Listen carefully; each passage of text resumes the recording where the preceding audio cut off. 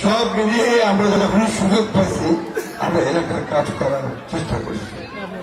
আমরাও আমাদের পরিকল্পনার মধ্যে আছে যে আমরা আরো কিছু কাজ করতে চাই, যদি আমরা আমাদেরকে ভোট দিয়ে নির্বাচিত করতে পারি।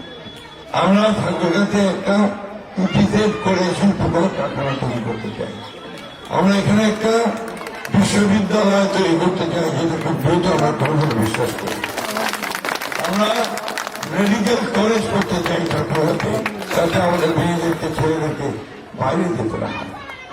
এটা থেকে আমার ঠাকুরের কথা। এয়ারপোর্টটা আমাকে সবাই বলে এয়ারপোর্টটা চালু করতে হবে, ঠিক আছে, এয়ারপোর্টটা আমরা চেষ্টা করবো চালু করতে।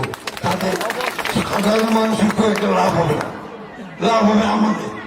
আমরা যারা করবো সাধারণ মানুষের জন্য আমাদের দরকার ট্রেন আরো গাড়ির ব্যবস্থা, সেটা আমরা চেষ্টা করবো।